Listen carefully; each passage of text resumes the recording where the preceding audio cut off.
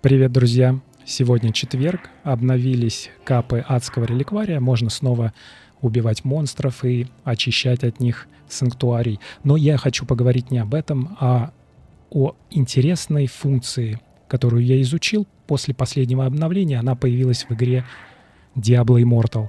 А именно теперь вы можете смотреть и копировать любой билд самых сильных игроков, неважно, это PvE или PvP, у вас будет выбор, и использовать его на себе. Конечно, при условии, что вы собрали все необходимые сущности, и у вас есть в арсенале необходимый пул камней, а также комплектных предметов. Как это делается?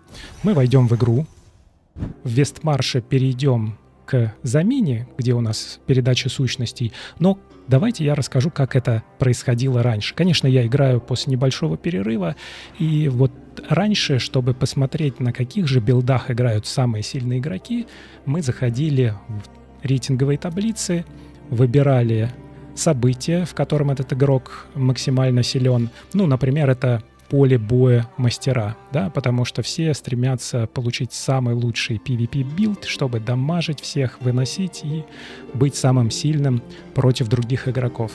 Дальше выбирали сильного игрока, например, в первой десятке, кто уже на уровне легенда, и смотрели, какие у него сущности на предметах, какие он использует комплектные предметы, и все это достаточно сложно было, потому что потом тебе приходилось назначать эти сущности, делать скриншоты экрана, и, в общем, это довольно долго было. Сейчас же появилась классная функция. Прямо из арсенала у тебя есть кнопочка, где ты мог смотреть варианты развития. Это вот такая кнопочка с корпусом. Ты на нее нажимаешь, и у тебя здесь появились дополнительные варианты развития, вот конкретно 4-й, который включает в себя новые сущности с пекла 7. Но также здесь появилась классная вкладка «Далее», и в ней как раз собраны самые сильные игроки. При этом ты можешь выбрать любой класс, поэтому данное видео будет полезно не только для класса охотника на демонов, за который я играю, но и за другие классы. Ты можешь выбрать, например, чародея и посмотреть, что у него. Но конкретно сейчас я коснусь охотника на демонов. И посмотреть, в какой из активностей эти игроки используют какие билды. Вот конкретно здесь есть сейчас выбор из портала дерзания и поля боя. Я думаю, что разработчики добавят другие активности, но условно мы можем вынести, что портал дерзания — это PvE, в открытом мире ты сражаешься с монстрами в санктуарии, а поле боя как раз это PvP билды, когда ты сражаешься против других игроков.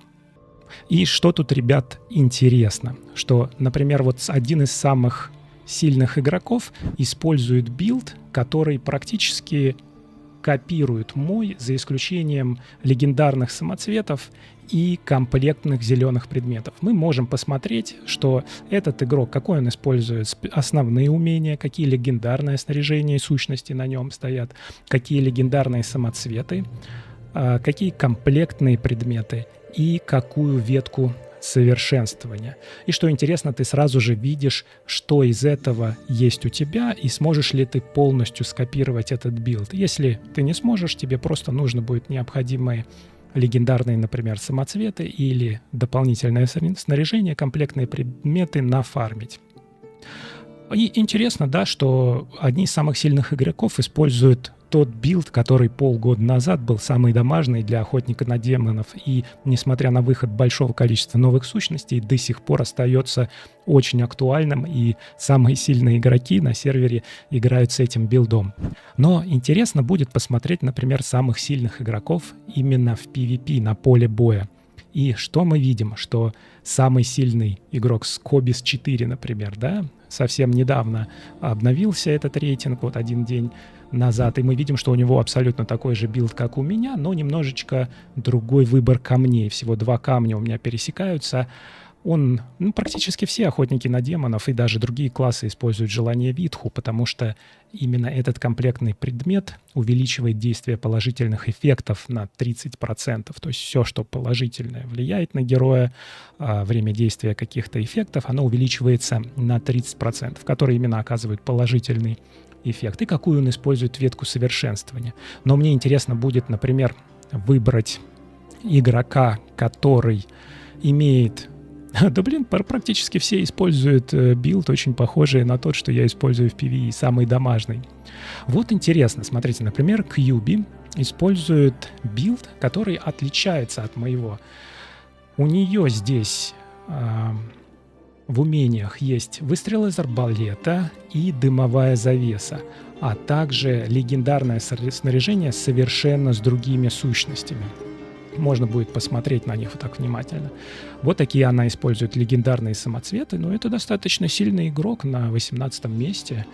Также у нее есть Витху и семена посеянного золота. Очень тоже классные комплектные предметы. Когда ты непрерывно поддерживаешь умения, то их сила урона, она увеличивается вплоть до 30%, а после окончания ты еще делаешь такой сокрушительный удар, который составляет 30% от всего нанесенного урона. Тоже очень дамажный комплектный набор.